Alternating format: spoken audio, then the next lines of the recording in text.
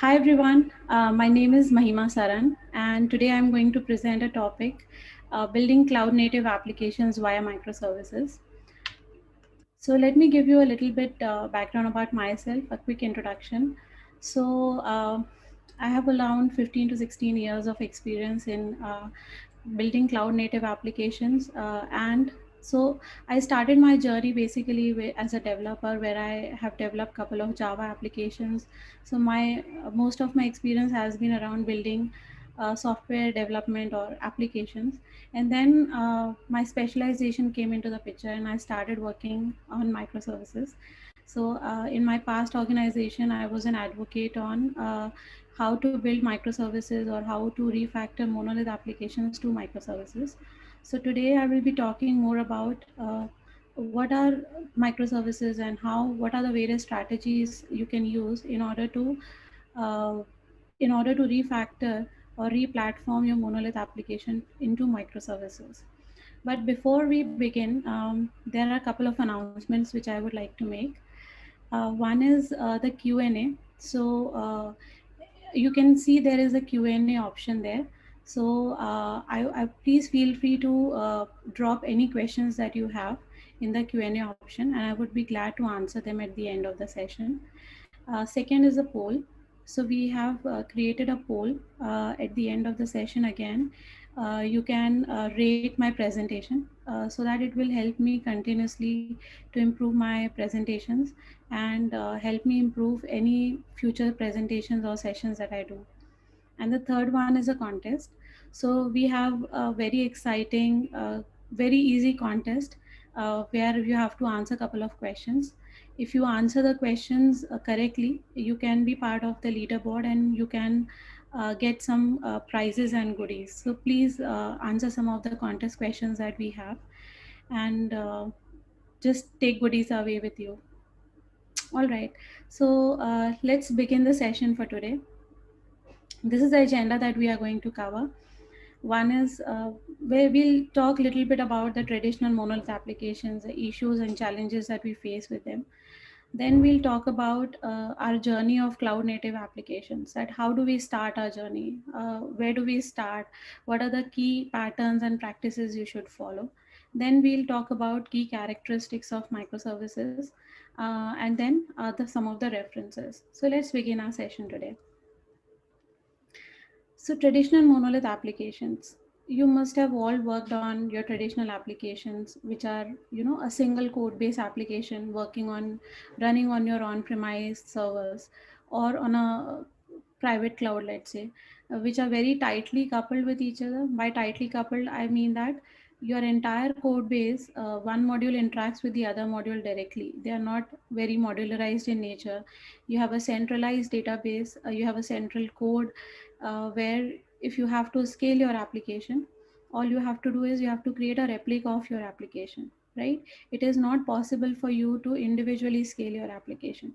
So let's take an example, like you have an e-commerce application, and there is a huge demand that you have to increase your inventory service, right?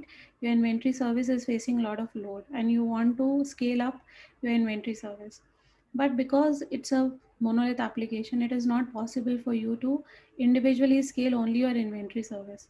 What you have to do is you have to create one more replica of your application, run it on a server, and then put a load balancer. So the load balancer will be responsible for dividing the traffic between the two replicas. So there is no way for individual scaling that you can do. Most of the database that are used are traditional databases, like your MySQL database or your Oracle database. So I'm not saying that RDBMS databases has issues, but the problem is that they are pretty much centralized in nature. By centralized, I means if you are updating one table schema, it could impact the other modules. So let's say there is a table for accounts for your users. If you're updating that table, because you have a centralized code base and modules are interacting with each other, you doesn't know that this change, very small change that you're doing in your application or in your database, it could have repercussions and it could impact your entire application, right? So even a small change or an enhancement that you are making in your application, it can impact your entire code base, and you might have to do very rigorous testing over there. These were some of the challenges that I'm talking about. But if you look at monolith applications, it has its own benefits as well. One of the benefit is because the code is not distributed, you don't have to manage so many servers or clusters, right? You have a single application, which is where the modules are interacting with each other. So the code base is very simple. Then it is deployed on a single server, so you don't have to worry about interaction between various services, or how to manage so many services which are running at different clusters. So in a way, monolith application has its own benefits as well as challenges, but you have to be very cautious when you are deciding whether you want to go with monolith applications or microservices based applications.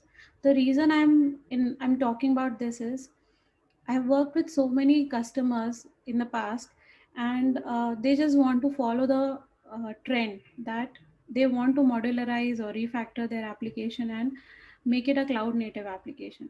Sometimes I've seen that the applications were very simple in nature. By simple means, the code base was very small. It was a small application which was working absolutely fine, or it has a modular code, right? So in that way, there were a couple of times when we had to advocate to the customers that microservices based architecture is not appropriate for this kind of architecture, because it will make your application more complex. It is not having as much problems that you want to move it to a microservices based architecture. So whenever you are deciding, or if your customers are planning to move their application to microservices based architecture, please analyze your application, see the current code base, list down the current problems that your application is having. Okay, based on that, you have to take a decision whether it is appropriate to move this particular monolith application to microservices or not. Is moving your application to microservices will make it more complex, and instead of reducing your problems, is it going to increase your problems? So these are some of the notes that I'm giving you, that you should always be very cautious before even deciding to move your application to microservices. Now, let's talk about why there is a need to convert a full-fledged monolith application, right? Do we have any pain points? I mean, how do we actually convert your monolith application into a cloud native application? Okay, so deciding whether you should be converting your application to microservices or not. So here are some of the questions that you need to ask when you are trying to refactor or replatform your monolith application to microservices. Are you having proper CI/CD in place? Do you face any difficulties with your CI/CD? Is everything automated in your application? Do you require too much of manual work in order to deploy your application? Or every time you have to make an enhancement in your application, it take months to reach out to the market. So the time to market is very, very high for you. Does your application code is very old, and it is complex, and if a new team member is joining your team, does he is would he be able to understand your code very easily, or it would take almost a month for him to understand? So do you have a very steep learning curve over there? What other challenges you are facing in terms of scaling? If suppose your application is facing a lot of load, let's say you are running a sale or you have a spike during your month end periods, do you really face challenges to scale up your application, or your application is self sufficient to handle that much load, right? So if you have to make a small change, how much time does it really take to bring that change, implement that change, and then release it into your production environment? So these are some of the issues which we commonly see with monolith applications. And if you see your monolith application is facing these challenges, then it is a right time that you should migrate your application to microservices based architecture. So I'm not going to talk too much about microservices architecture, because I believe that microservices architecture is basically an architecture design where you break a big monolith application into small independent services. Now, these small independent services are the services which are self dependent. By self dependent, I mean they would have their own CI/CD pipeline, they are going to have their own infrastructure where they would be deployed. Most of the time, your microservices are going to have their own individual databases as well. So in a way, microservices is just an architecture pattern or a design in which you split your application in the form of small independent applications which interact with each other, right? So I'm not going too much in detail about discussing what is microservices and what are the benefits of microservices, but let's talk more about that. If you have a monolith application, how would you go about it? I mean, what is the approach that you are going to follow in order to break it in such a way gradually that you are able to implement a microservices based architecture? So how do you start your journey? So these are the 6 approaches at a high level which AWS advocates. One is rehost, replatform, repurchase, refactor, retire, and retain, right? So rehost means you are just doing a lift and shift of your application. Your my monolith based application is running in your on-premise servers, and you just want to migrate them to some cloud like an AWS cloud. So we are not going to discuss because it does not have a great impact on your application. It is not going to solve the issues that you face with your monolith applications. Repurchase is again a strategy where you are migrating from one service to the other. Let's say you were using a MySQL database, now you want to use a self-managed RDBMS database like RDS, self-managed RDS service of AWS. So again, we are not going to discuss about repurchase. Then retire is, let's say you have already migrated your application to a certain service and you are retiring your old application. Then last, retain is something where you are doing nothing. Your application, your monolith application is running as is. You're not making any changes to it. So for the sake of this session, I'm going to only focus on 2 things. One is replatform and another one is refactor. So replatform basically means that you analyze your application, you determine what changes are required, and then you move your application from your on-premise to infrastructure with certain changes. And these changes are not going to solve all your problems, but in a way, some of your infrastructure related problems could be resolved. The other strategy is refactor, which is a long term. So replatform is a strategy which is short term in nature, right? You are just so let's say that you have an application where you are using a self-managed database. Now, instead of using a self-managed database, you want to go with RDBM, say, managed RDBMS database like a RDS, okay? Or you have your whole bunch of uh, cloud monitoring or centralized monitoring and logging enabled. You have implemented your own EKS system, but it is becoming difficult for you to manage that. So instead of using your self-managed ELK stack or logging and monitoring, you go with a CloudWatch kind of a service which will manage all your logging and monitoring needs. So that is what replatforming means. Now, at the same time, refactor means it's a long term goal that you are modifying your infrastructure and at the same time you are redesigning your application. By redesigning means you will apply the patterns, you are going to make changes to your code, you are going to have some testing done to your application, and then you are going to deploy the new version of your application, right? So this is what it means at a high level with replatforming and refactoring. So now let's take a look in detail that how we are going to go about it. Where do we start with replatforming and then refactoring? So here is how our journey starts. Um, so when we start with a replatforming, the very first step that you have to do is you analyze your application in detail, right? Identify the various components in your application, like what are the services that you have, what is the core functionality that you have, what is the security requirement of your application, what kind of database you are using. Do you need an RDBMS kind of a database, or do you need a document kind of a database or a graph database, right? What is the visualization services that you are using? What is the storage need? What is the size of your database currently? What kind of scalability you need?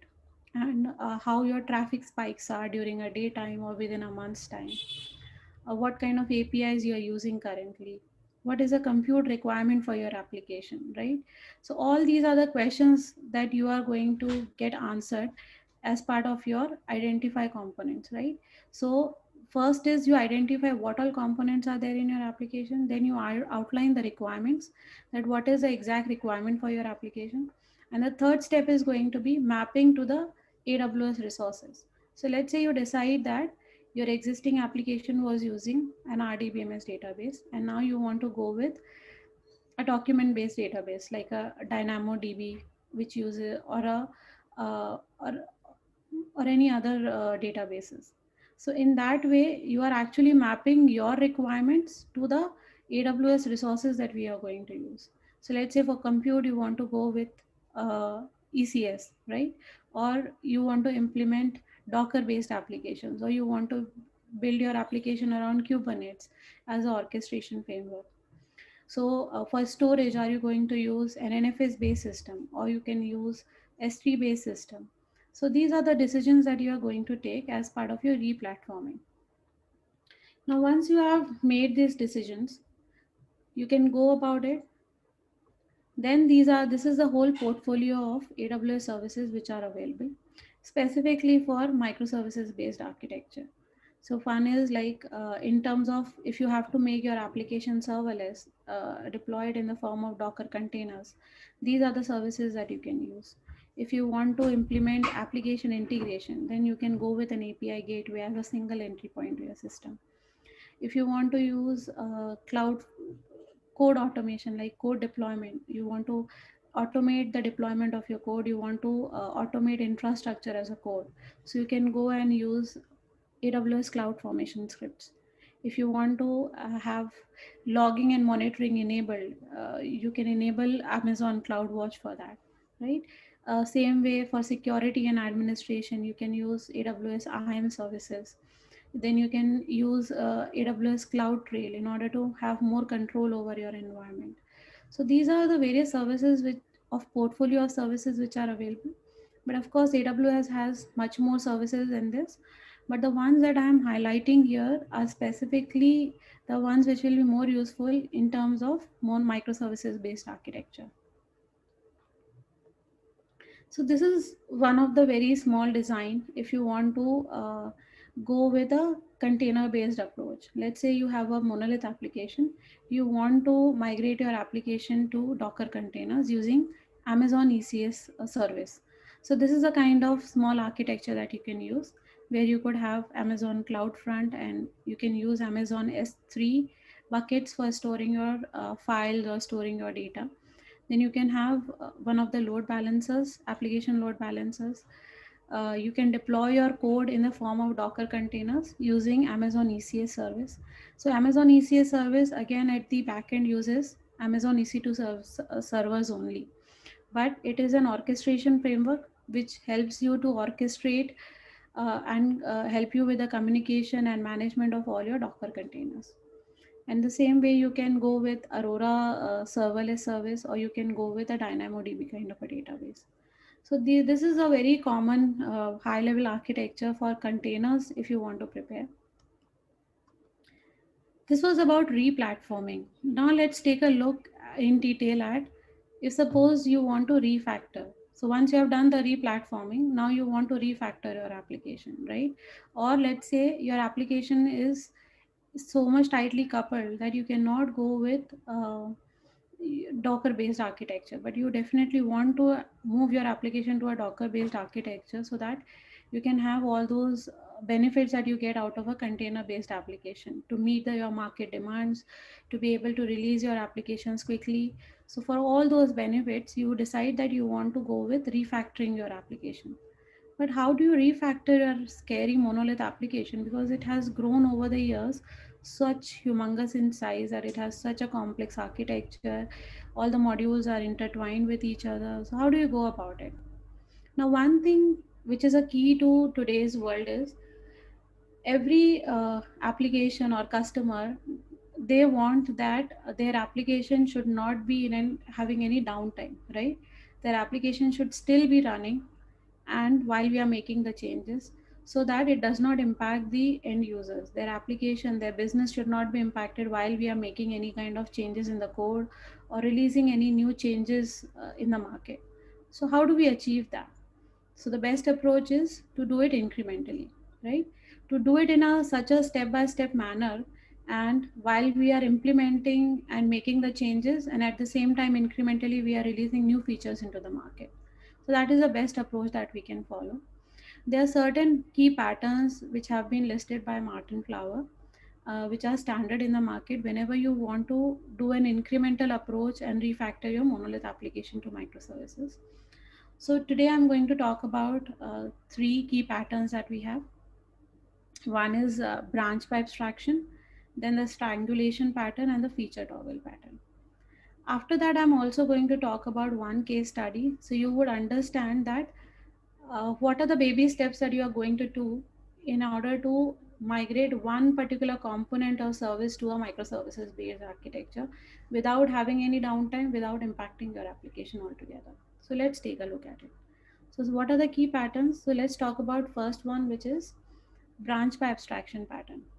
Okay, branch by abstraction pattern is a pattern which, or a technique which makes a very small changes to your system in such a gradual way that it has minimal impact to your system.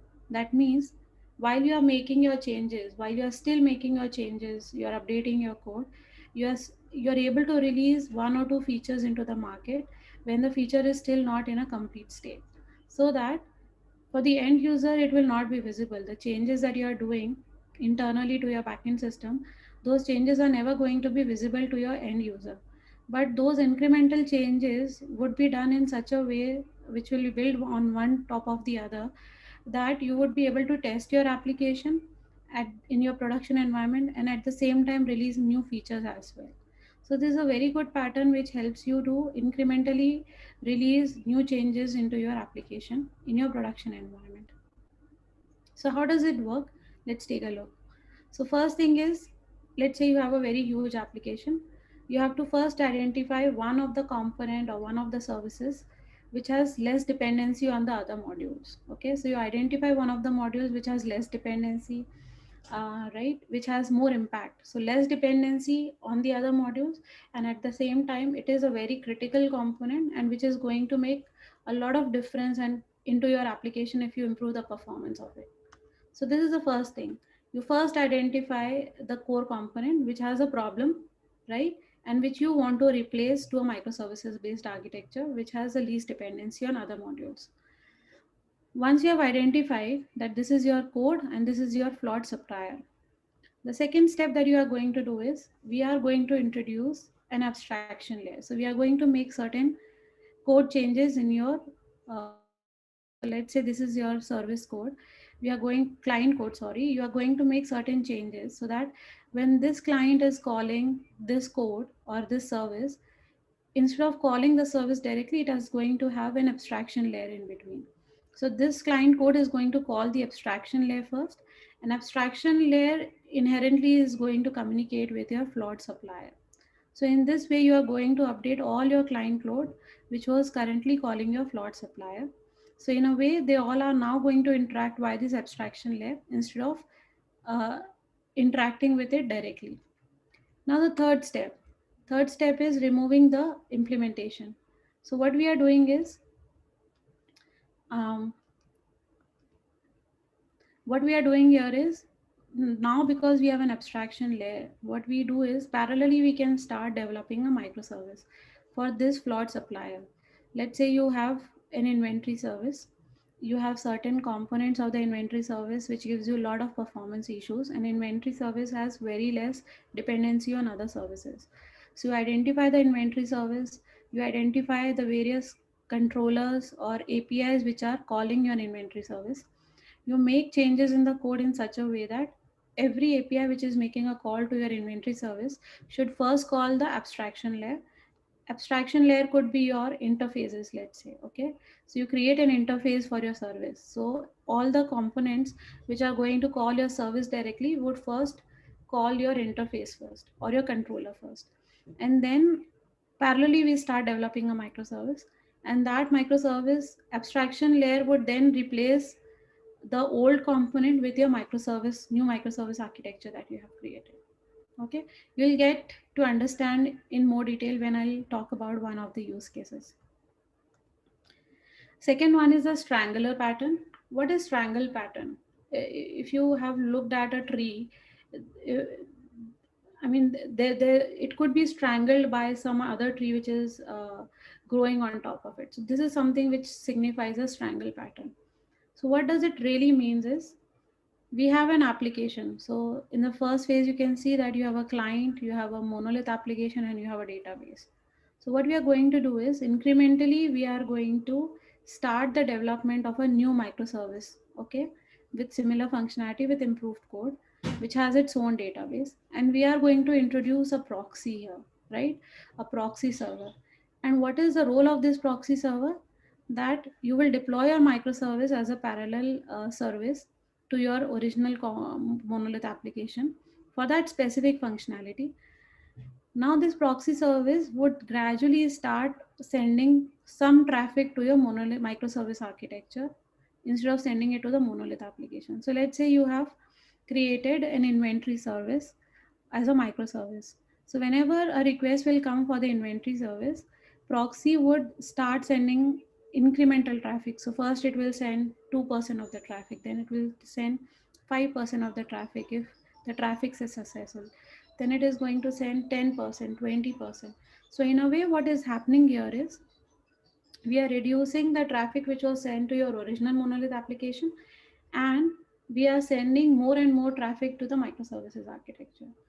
In a way, there would come a scenario where incrementally you have created one microservice for each of your monolith components, and your proxy has started sending traffic more and more to the microservices architect services rather than to your original monolith application. So what you're doing is, you're strangulating your monolith.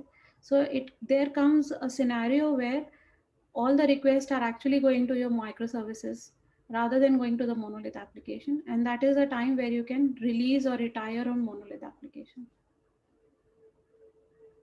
The third is the feature toggle pattern. Feature toggle pattern again is a toggle pattern. So you must have seen that this is one of the flags which are usually available on your UI screens also, and it is also available as part of the coding. So in this image also you can see feature toggle pattern means you are just toggling between the features. So let's say there is a new feature or a service, microservice that you have launched, right? But you do not want your traffic for that specific microservice to be routed for all the users. Let's say you want to route specific user traffic only to the microservice, and rest of the traffic should still be going to your monolith application. So you can implement it very easily. You can implement this toggle feature pattern, okay? And then the toggle is enabled. The administrator can enable a toggle. When the toggle is enabled, you can add a condition that for this list of users, let's say for specific user IDs or users from a specific geography or region, should be diverted to a particular microservice. Rest all the traffic should still be going to the original monolith application. So in this way, you can test your application in the production environment for a specific set of users. And if you see that your service is not behaving as per the expected behavior, you can switch off the toggle at any point of time, right? So it becomes very easy to switch between one feature to the other using this toggle pattern. Or other way around could be, let's say you are introducing a new feature. You have created a page, right, in your application, on your web application, and you want to implement a new feature called rating, which was not earlier there. Now you want to test how your rating feature works, but you don't want to enable this rating feature for all your users. You want to enable it only for a certain set of users. So you can add a toggle which will be visible only to the administrators. They can enable toggle for a certain set of users, and you can test how your functionality or your new feature is working. So this is again one of the very good patterns if you have to incrementally do some testing or release a new feature into the market. So this was all about the key three patterns, which mainly points at how you can do incremental changes to your application so that you have least impact on your running monolith application. Okay, so for this session, let's do a case study. Okay, I'm for the case study, I'm taking a pet clinic app.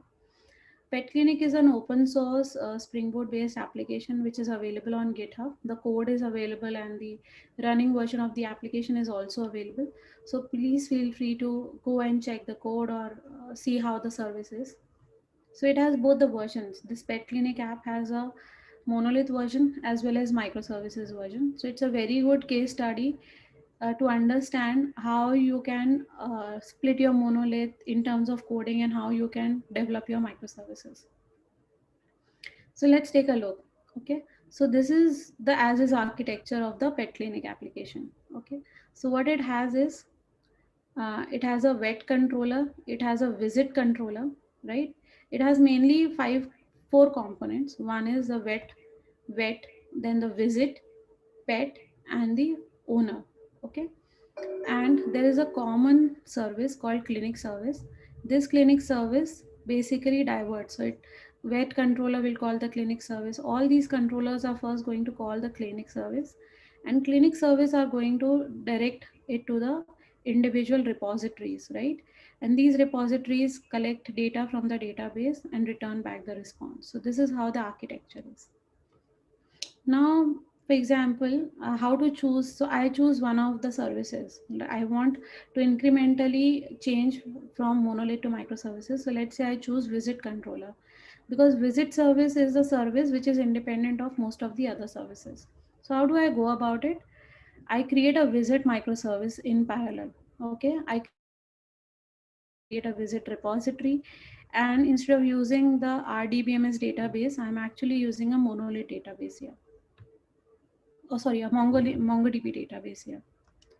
So what is the next step that I'm going to do? The first step that I'm going to do is I'm first going to identify the service which needs to be migrated to microservices, which I have already done. I have analyzed my legacy application. I have identified the key platform changes that I want to do. Let's say from RDBMS, I want to go with a MongoDB based database. I want to deploy this application in the form of a ECS, right, in the containerized platform. So these are some of the platform considerations that I've already done. Next is I want to refactor it in a gradual way. So I've identified visit service, which I want to refactor first.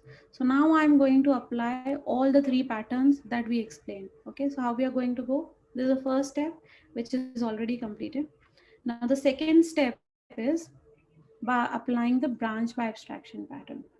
So if you remember, branch by abstraction pattern was where we introduce a new interface or a branch or a abstraction layer in between your front end and your backend code, correct? So what I'm going to do here is, this is my front end and this is my clinic service, which has its own RDBMS database. In between, I'm going to introduce an abstraction layer called visit. So any request which comes for visit, okay, specifically for visit, would first be directed to visit abstraction layer, and then clinic service is going to call the visit abstraction layer. Now the third step that I'm going to do is, parallelly I start developing a clinic microservice. So here what I'm applying is a triangular pattern, correct? So I have applied a clinic service, I've developed my own, sorry, I have developed my own visit microservice, and it is still in development. Now this visit microservice is having its own MongoDB database, right? So visit abstraction is calling visit microservice, which is internally calling its own database, but it is under development right now, right? So I have not still deployed the service, I've just made all the connections in place. Now when I want to deploy the service, I'm going to apply the feature toggle pattern. Okay, the third pattern that we talked about. Now what this feature toggle pattern is going to do is, I have enabled a toggle here, right? And I have enabled it as part of my controller, that any data which is coming for a list of users, let's say from user ID 1 to 100, all those requests has to go to the abstraction layer, and that abstraction layer, instead of calling the original clinic service, it is start calling my visit microservice gradually. By gradually I means it will not start adding the traffic altogether. It is going to gradually increase that traffic. Let's say it sends a traffic 1%, then it increases to 10%, then 20%. Then there would come a stage where no more traffic for visit would go to the original clinic service. It will start going to my visit microservice. Correct? At the same time, what I'm also doing is I'm syncing these two databases for visit service so that if any changes are being done in the clinic service for visit, should be replicated in my MongoDB database as well. Okay. What is the next step? Next step is a final step. You have tested your application, which is not full-fledged application. It could be having some features which you still want to develop, but it is in a stage where it is capable of handling most of your traffic. You have released it into your production environment, right? So now it is a time that your visit microservice is capable of handling 100% of the traffic for visit APIs. So you remove the toggle pattern, you remove your uh, service for clinic service. I mean, I'm not saying you will remove the complete clinic service, but you will remove the code which was mainly handling all the visit APIs. So all the traffic related to your visit API would be directed to your visit microservice, which will be taken care by your database, right? So at some point, when you realize that because your visit service is completely capable of handling all the traffic and your database MongoDB is completely in sync with your clinic service, you can stop this sync of the database as well. But again, it is a decision that you have to take on the basis of what functions, what tables you have migrated. If you still have some tables which are related to visit service, which are getting updated by a clinic service, you can still keep the databases in sync until you realize that there is no more need to sync the two databases, right? So this is the whole pattern, like all the three patterns that you are going to apply incrementally, where you can release incrementally just one single service here.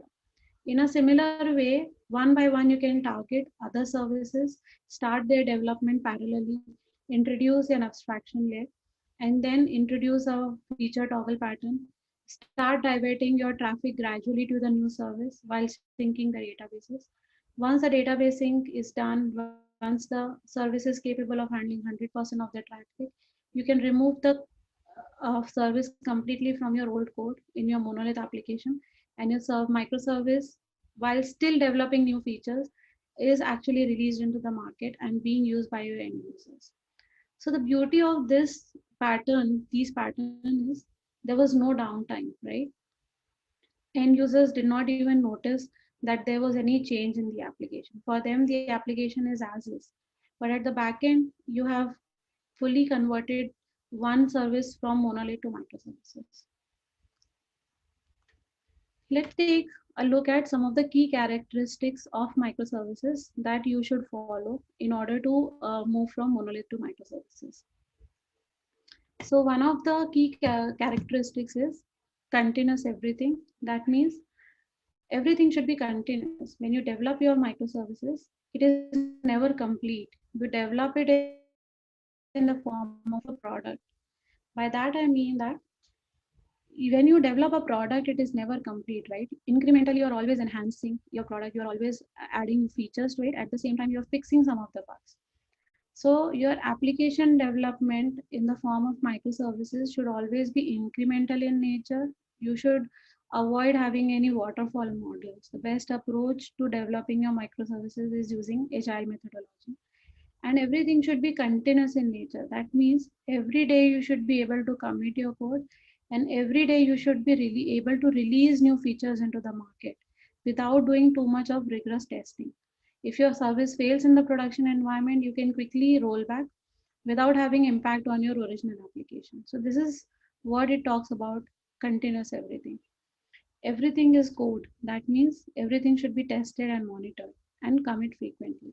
So when we talk about microservices, it is not about a technology. It is not about the processes or only the patterns.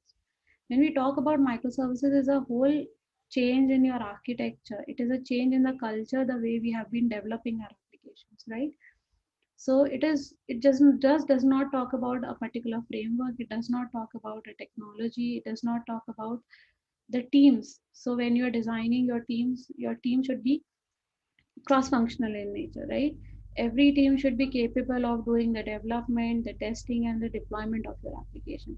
Everything should be automated in nature. By automated means, let's say you have a big monolith application and you have divided your big monolith application into hundreds of microservices.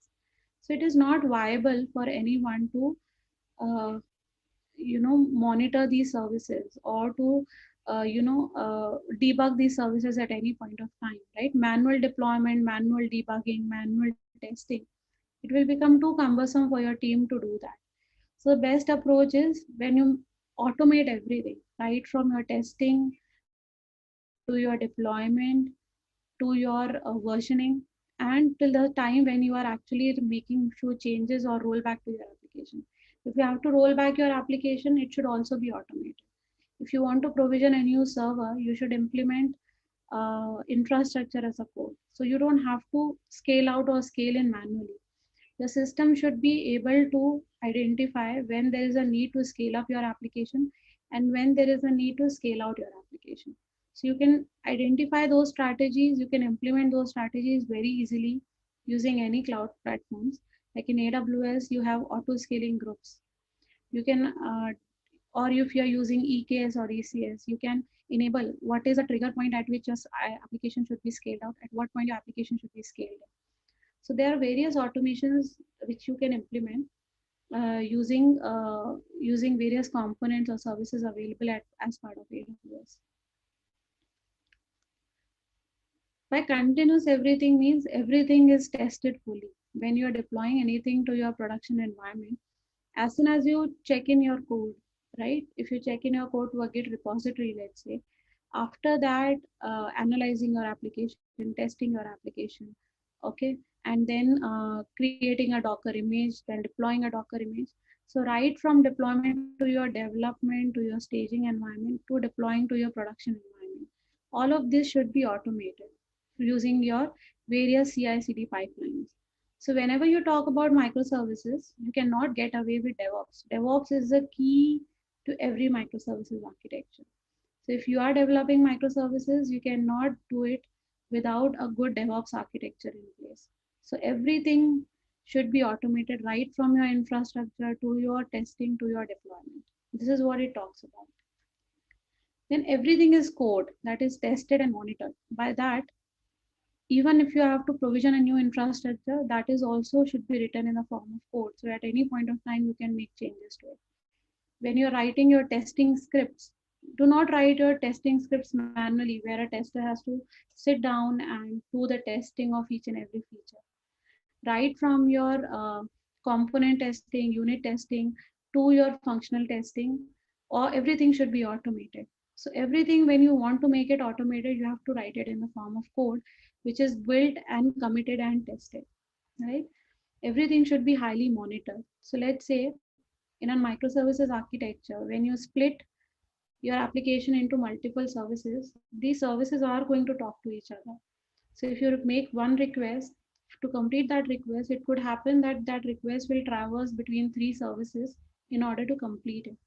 So when you're completing that particular request, all you have to do is you have to uh, you have to split it in such a way that uh, uh, sorry that if there is any change or if there is any failure, let's say service B is unable to communicate with service C because service C was down, so your application should have so much detailed logging and monitoring in place that you can capture any failure at a centralized logging and monitoring, and you should be able to trace back that when and where your service failed or your request failed.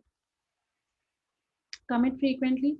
So your application should use agile methodology, and in that way, every time you are making a new change, you should not take too much time to do rigorous testing on top of it. You should be building your system in such a way that you should be able to commit smaller changes and release those smaller changes very frequently into the market. Here we come to the end of the session. Okay, sorry, I've exceeded some time, so that's the reason. These are some of the references that I have taken while building the session. You can go and take a look at all these references. Um, so The session is over. This is the content that I wanted to complete for this session.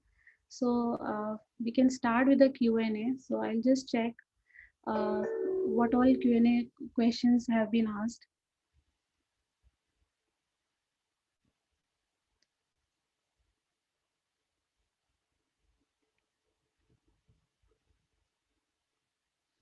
Okay, I'm just reading out the questions loudly here.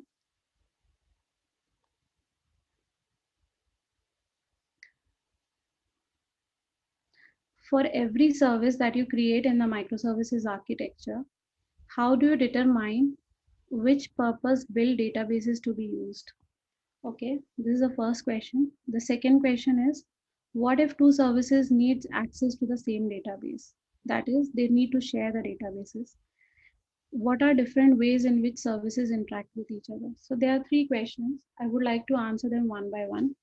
One is for key services that you create in Microsoft, how do you determine which purpose built database to use? So there are there are certain ways in which you determine. First thing is, do you first thing is how complicated is your database? What is the nature of your application? Let's say you are using a banking application. Okay, in a banking application you usually have your transactions in such a way that if any of your transaction fails in between, you have to roll back the complete transaction, right? So, and from the security point of view also, so if we have seen most of the time that rdbms databases provides more security, they provides you with a very better search view. So let's say you have a lot of need that in your application you should be able to create views, you should be able to have certain reports that you can develop very easily out of the whole databases. So these are some of the points where people decide whether they want to go with an rdbms database or they want to go with a document db kind of a database like mongodb or so these are some of the criteria. First, you have to identify the nature of those transactions. Okay, can those transactions be handled individually, or that these transactions need to be interlinked to each other in the form of an RDBMS database? But just to give you one more thing, that in today's world, there are many banking applications which are still having asset transactions, but they have still developed their microservices architecture using document DB databases. So it is pretty much possible even if you have asset transactions, but these are some of the decisions that has to be taken on the basis of what are the needs of your application.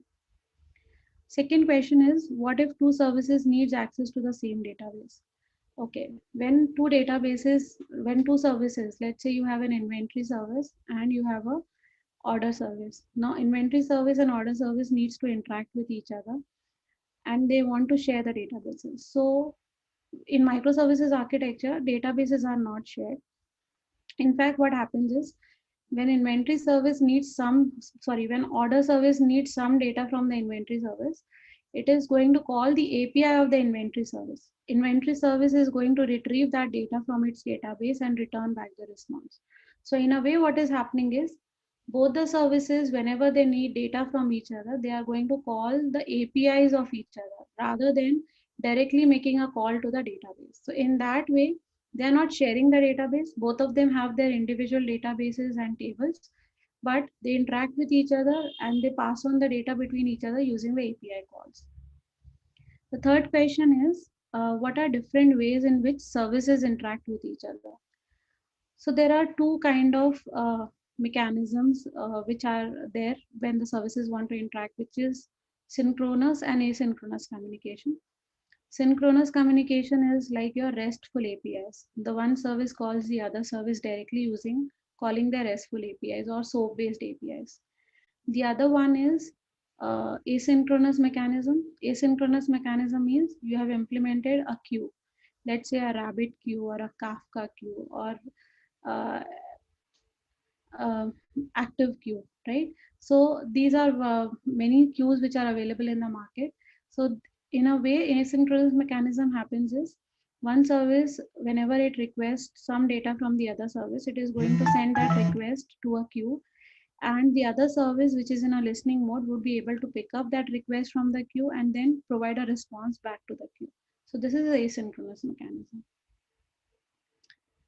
The other question that I can see is what functionality is implemented in the abstraction layer.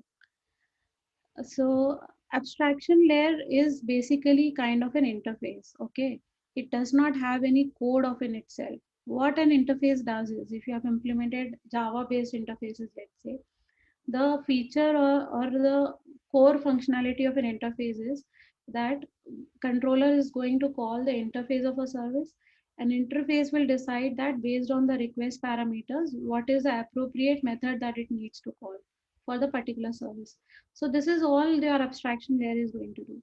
Abstraction layer is basically going to be implemented in the form of an interface which whose whole functionality is just going to divert the traffic based on the request to a certain service, whether it's a monolith application or to a microservice architect application. Then there is another question. This microservice application will impact on our performance as it has multiple containers. So not exactly it is going to impact the performance, because it totally depends on the way you are designing your application. Most of the time microservices are designed using DDD, that is domain driven designing. You design your domains in such a way that there is minimal interaction between the two domains. Okay, so a set of applications or services should be restricted to their bounded context or to their domains. So when they do not have too much interaction outside their domain, the the IOPS or the networking that would happen between these services would be limited.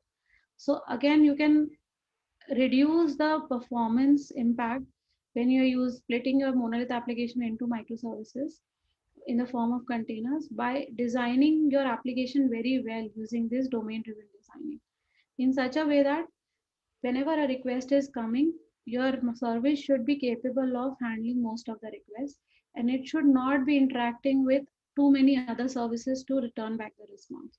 So in this way, if your application is designed pretty well, there would be very less impact on your application, and in some scenarios you could also increase the performance of your application, because now there would be multiple factors which will be involved, right? Your infrastructure is quite agile, quite robust in nature. You have earlier it was running in an on-premise application. Now you are running it on a cloud-based architecture, right? You can scale out. So if your service is seeing more of traffic, you can scale out your service in such a way that if more traffic is coming in, immediately new service will be provisioned, which should be capable of handling that traffic. Then the other question that we have is, can two microservices use same databases? Uh, Ideally, no. Microservices should not be sharing the databases. If they at all have to need the database tables, which has to be common between the two. Let's take an example that you have an account service or a user microservice. There are some tables of the users, and in every service you might need to authorize that from which user the request has come, and according to that you have to respond back according to the type of user or the privileges the user has. So in that case, what you can do is you can replicate the user table in all the databases. So let's say you have an inventory service, you have a order service. In both the services, you can have user table, and you can always refresh this user table or sync this user table with the master table in user microservice using asynchronous mechanisms like queues. There is another question from Komal. Can you please share the links page, please, or present it on your screen? Sure. Um, I think this is the end of the session, and I don't see many questions here. So I'm just presenting my screen again with the links so that it is visible to you.